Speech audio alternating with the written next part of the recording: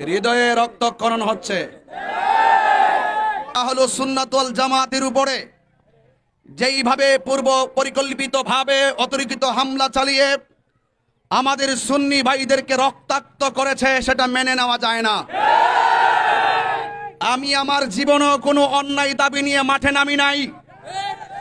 আমি যখন কোনো মাঠে নামি, মনে করবেন যে আমি যৌক্তিক দাবি নিয়ে মাঠে নামি। একটি রাষ্ট্রীয় প্রোগ্রামকে যারা বানচাল করে দিয়ে অতর্কিতভাবে সুন্নি জামাতের নিরীহ সুন্নি শান্তিপ্রিয় সুন্নি জামাতের জশ্ন জুলুসে এই উগ্রপন্থীরা আঘাত করে রক্তাক্ত করেছে, এই সমস্ত উগ্রবাদীদের বিরুদ্ধে আমাদের সকলকে রাজপথে রুখে দাঁড়াইবার প্রস্তাব দেওয়ার জন্য আমি এখানে এসেছি। আর বাংলাদেশে রাষ্ট্রীয় একটি ঘোষণার প্রোগ্রামকে বৃদ্ধাঙ্গুল প্রদর্শন করে যারা সুন্নিদের উপর অতর্কিত হামলা চালিয়েছে, তারা রাষ্ট্রদ্রোহী কাজ করেছে। সেই ক্ষেত্রে প্রশাসনকে বৃদ্ধাঙ্গুল দেখিয়ে যারা শান্তিপ্রিয় জশ্নে জুলুসে রাষ্ট্রীয় প্রোগ্রামকে ব্যাঘাত করে আইন শৃঙ্খলা বাহিনীর সেই ইমেজকে নষ্ট করার জন্য এই কসবার মাটিকে উত্তপ্ত করে রাজপথকে রক্তে লাল করেছে, তাদেরকে কোনোভাবে ছাড় দেওয়া হবে না। এবং আমাদের অসংখ্য মানুষ রক্তাক্ত হয়ে এই মুহূর্তে কুমিল্লা এবং ব্রাহ্মণবাড়িয়া হসপিটালে মৃত্যুর সঙ্গে পাঞ্জা লড়ছে। এবং আমরা সেটাও শুনেছি, আমাদের অসংখ্য কর্মীদেরকে থানায় নিয়ে যাওয়া হয়েছে। আমরা দেখেছি অনর্থক এক শ্রেণীর উগ্রবাদী আমাদের মীর সফিউল্লাহ ভাই সহ আরো ইমন সহকারে একজনকে রাস্তায় পেয়ে অনর্থক বিনা কারণে তারা আক্রমণ করেছে।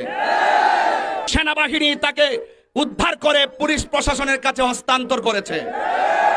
কিন্তু আমরা আজকে সারাটা দিন অনেকভাবে চেষ্টা করেছি সফিউল্লাহকে থানা থেকে আনার জন্য, কিন্তু আমরা কোনো রেসপন্সিবিলিটি পাই নাই। আমরা শুনতেছি তাকে চালান দেওয়া হবে। তাকে যদি চালান দেওয়া হয়, তার বিরুদ্ধে যদি কোনো অন্যায়ভাবে মামলা দেওয়া হয় এবং জশ্নে জুলুসকে কেন্দ্র করে যদি আহলুস সুন্নাত ওয়াল জামাতের একটা কর্মীর বিরুদ্ধে মামলা করা হয়, টোটাল বাংলাদেশে আন্দোলনের বন্যা বয়ে যাবে। টোটাল বাংলাদেশের রাজপথকে অস্থির করা হবে। এবং যতক্ষণ পর্যন্ত মীর সফিউল্লাহকে মাগরিবের আগে মুক্তি দেওয়া না হবে, এই রাজপথেই মাগরিবের নামাজ হবে, রাস্তাঘাট বন্ধ করে দেওয়া হবে।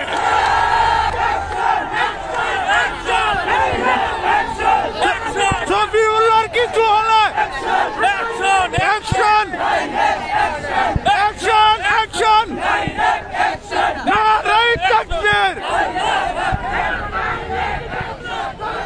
শোনো।